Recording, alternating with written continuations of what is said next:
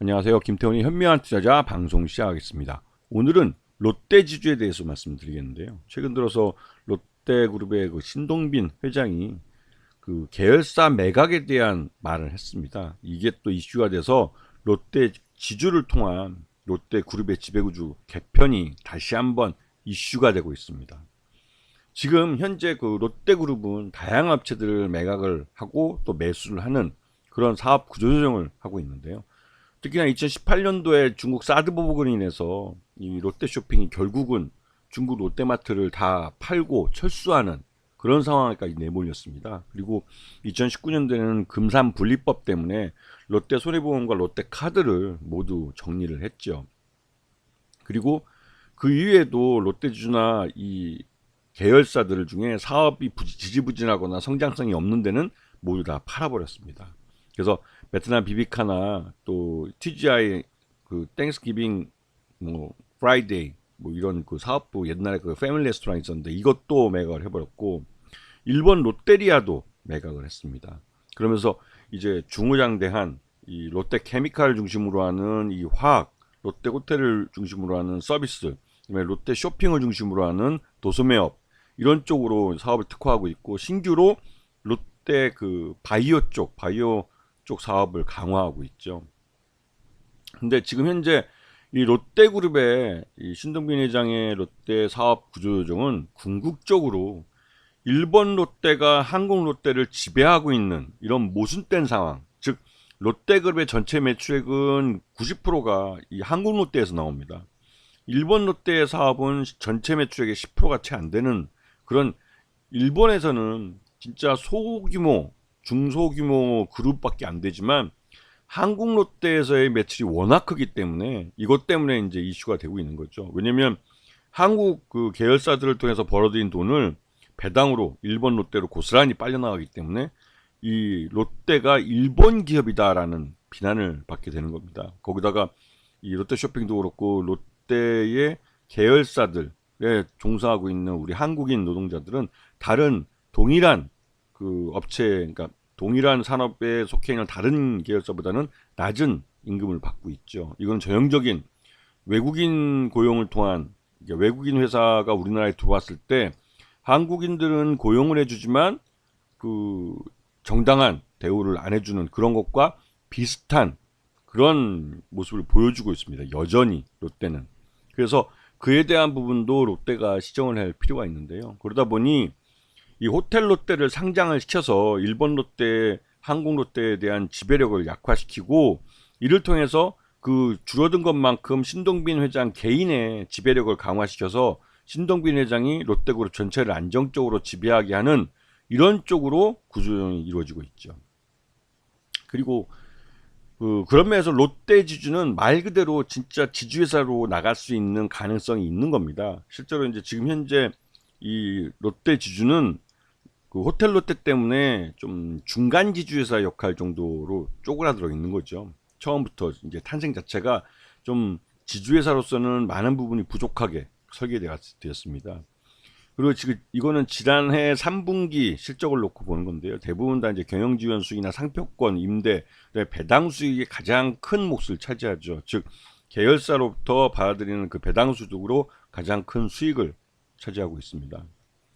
그래서 지난 3분기까지 실적을 놓고 보면 그 영업 수익은 소폭 좀 줄어든 편이 있는데 이거는 국내 소비가 둔화되면서 작년에 이 소비를 중심으로 하는 사업 구조 때문에 롯데그룹 계열사들 전반적으로 좀 부진한 측면이 있었습니다. 그런 부분 때문에도 영업은 좀 소폭 줄어든 모습을 보여줬고 그리고 영업이익은 뭐 작년보다도 이것도 역시 좀 줄어든 면이죠. 재작년보다. 그리고 당기 순이익도 뭐 재작년보다는 확 줄어든 그런 모습을 보여서 이 경기 침체의 소비 위주의 산업 구조를 갖고 있기 때문에 가장 취약한 모습을 보이기도 했습니다. 그리고 이 롯데지주의 최대 주주는 아주 복잡한 모습을 보여주는데 그래도 신동빈 개인이 13%로 가장 많고 그리고 신영자라고 그러니까 배다른 누나죠. 배다른 누나분이 3.3% 정도 갖고 계시고 그다음에 하여튼 그 복잡한 이 가족사 때문에도 좀 복잡한 구조를 갖고 있고 그리고 계열사들이 이 지분을 갖고 있는데 호텔 롯데가 11%나 갖고 있기 때문에 이 문제 때문에 이제 지주회사 이 지위가 좀 불확실한 측면이 있죠. 이런 부분을 다 정리하기 위해서 호텔 롯데를 상장을 시키고 그러면서 지분 관계를 정리하려고 하고 있는데 일본 롯데 쪽에서 반대를 하고 있는 겁니다. 왜냐면 그렇게 해서 자신들의 그 한국 롯데에 대한 지배력이 호텔 롯데의 상장을 통해서 약화될 수 있기 때문에 계속 딴지를 걸고 있어서 호텔 롯데 상장을 지금 못하고 질질 끌고 있는 그런 상황이죠.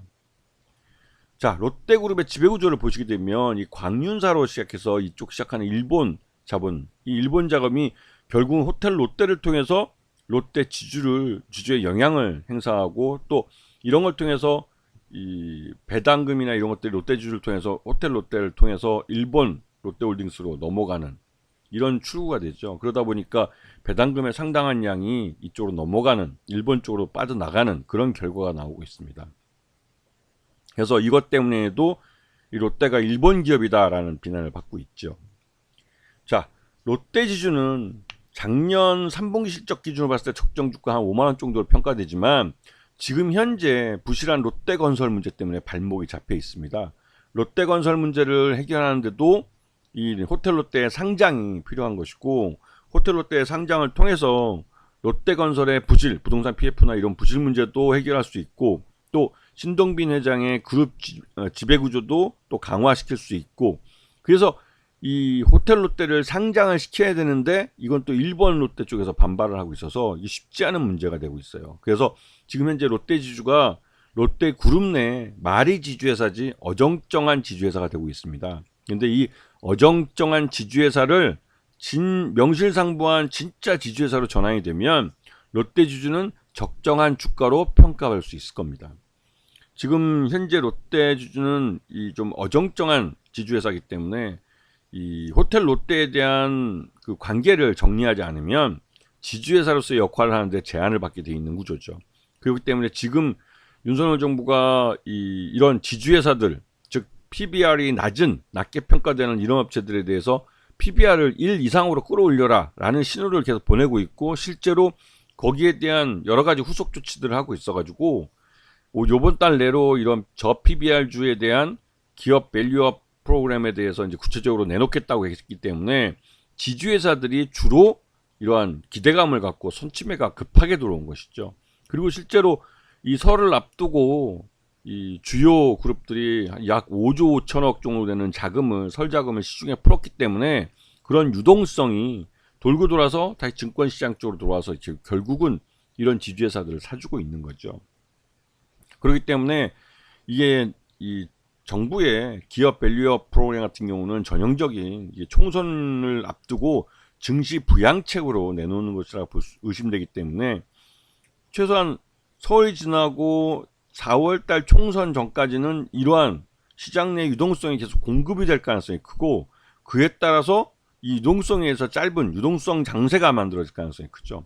하지만 이게 딱 총선 때까지만입니다. 총선이 지나고 나면 그 유동성이 순식간에 빠져나갈 거기 때문에 실질적으로 먹을 게 없는 계륵인 시장이 되죠. 그래서 지금 현재 롯데 지주를 보시더라도 주가가 아주 급하게 거의 한 70도 80도 각도로 이렇게 급하게 오르는 모습을 보이는데 짧게 해먹고 치고 빠지지 나가려고 하는 것이죠. 결국은 이렇게 단기적으로 뭐 주가를 인위적으로 부양을 해서 이제 돈의 힘으로 밀어 올릴 경우에는 올라갈 때는 급하게 오르지만 내려올 때는 서서히 내려오기 때문에 4월 달까지 아주 서서히 죽어갈 가능성이 크죠.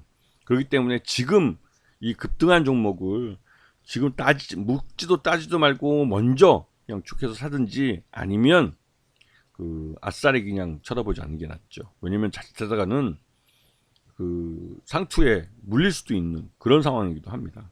그래도 정부가 아직까지 이제 그 기업 밸류업 프로그램을 내놓지는 않고 요번 달 내로 내놓겠다라는 그런 말을 하고 있기 때문에 관련 그 이런 정부의 저 PBR 종목에 대한 주가 그 부양책을 내놓는 걸 보고 그 이후에 그러니까 지금은 공격적으로 사시고 나중에 이제 그런 정책이 나오면 소문에 사서 뉴스에 팔라는 것처럼 그때 가서 차익 실현하고 빠져나오는 것도 하나의 전략이 될 수 있다는 생각이 좀 듭니다.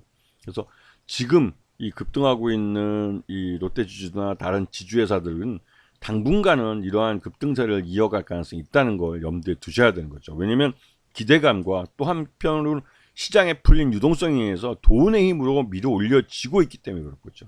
이런 부분들을 이해하실 줄 알아야 합니다.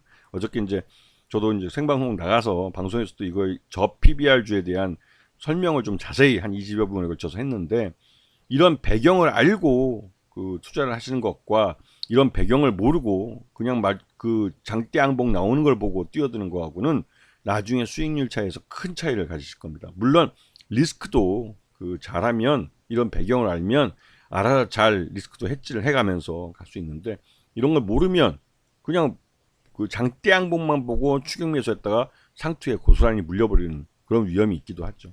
아시겠죠? 자, 오늘 방송 여기서 마치겠습니다. 감사합니다.